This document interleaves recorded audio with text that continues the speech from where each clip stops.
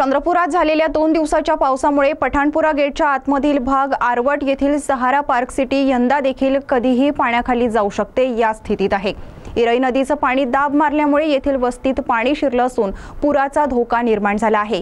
गोसे खुर्दचे दरवाजे उघडल्यानंतर वैनगंगा नदी फुगली आणि तिकडे वर्धा नदी दुथडी भरून वाहू लागली।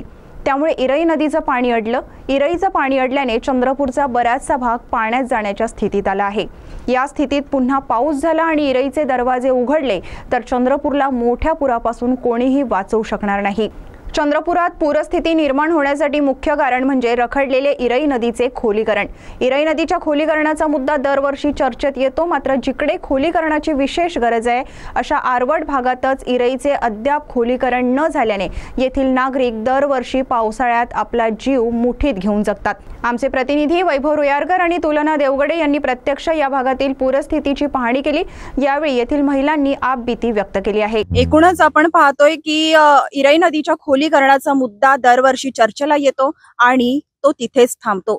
तर ही खोलीकरणाची प्रक्रिया कधी पूर्ण होईल याच्याच प्रतीक्षेत हे सगळे नागरिक आहेत। आता जिथे उभी आहे हे सहारा पार्क सिटी आहे। पठाणपुरा गेट नंतर जो इरई नदी आहे त्या इरई नदीचं पाणी इकडे आपण पाहू शकता सगळीकडे जमा झालेलं आहे। जर पुन्हा 2 दिवस पाऊस असता तर यांची काय स्थिती झाली असती हे आपण कल्पनाही करू शकणार नाही। आपल्या सोबत आहेत सहारा पार्क सिटीच्या महिला वर्ग। आपण त्यांच्याकडनं जाणून घेणार आहोत की ते या पावसाच्या स्थितीमध्ये पूर स्थितीमध्ये कसं काय आपलं जीवन जगत असतात। दरवर्षी ही स्थिती येते आणि दरवर्षी त्यांना या गोष्टींना फेस करावं लागतं। नमस्कार, मी कल्पना तेलंग।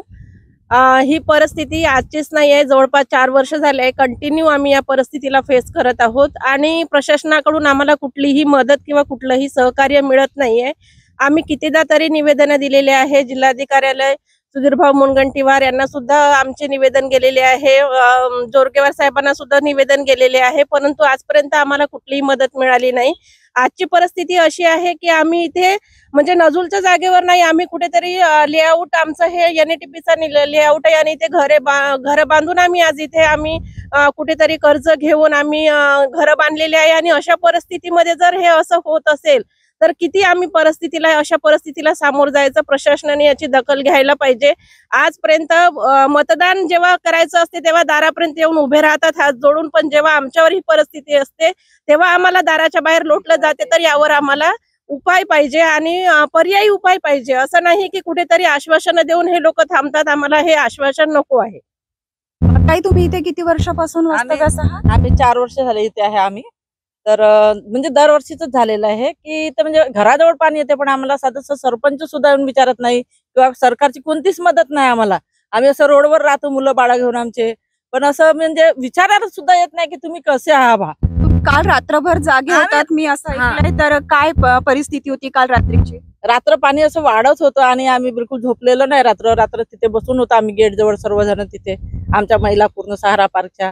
आणि म्हणजे असं म्हणजे भीती वाटत होती म्हणजे आम्ही जाऊ तर कुठे जाऊ बा। पाणी जर आलं तर आम्ही झोपलो असतो आणि पाणी आलं असतं तर एकही राहिलो नसतो। दरवर्षीची ही स्थिती आहे ताई, तुमचं काय म्हणणं आहे?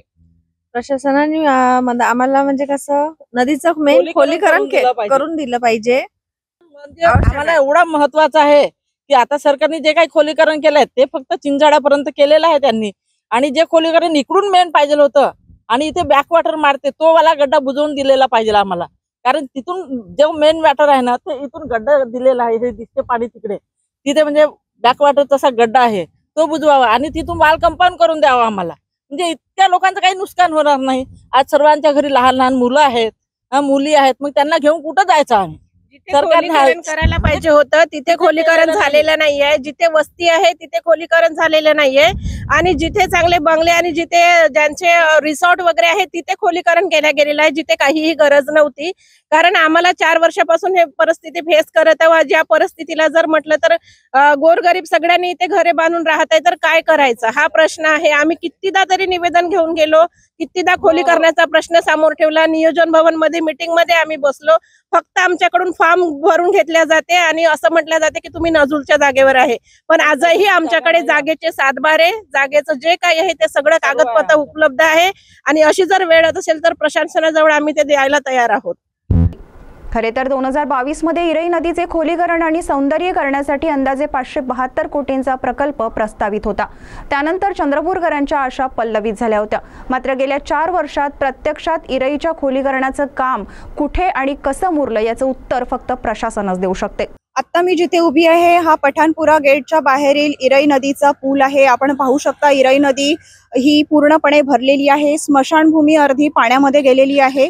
याच इरई नदीचं पाणी तिकडे सहारा पार्क सिटीला जातं आणि एका फ्लोअर पर्यंत ती सिटी पाण्यामध्ये पूर्ण डुबते।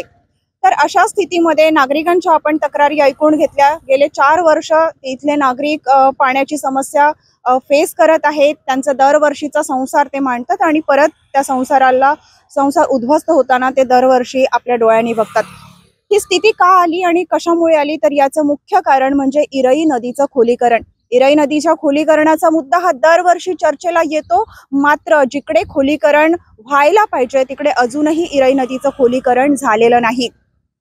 त्यामुळे दरवर्षी पठाणपुरा गेटच्या बाहेर ही स्थिती उद्भवते। तर ही इरई नदीच्या खोलीकरणाचं काम अयशस्वी का झालं हा सगळ्यात महत्त्वाचा प्रश्न आहे। CTV साठी वैभव रुयारकर यांची रिपोर्ट।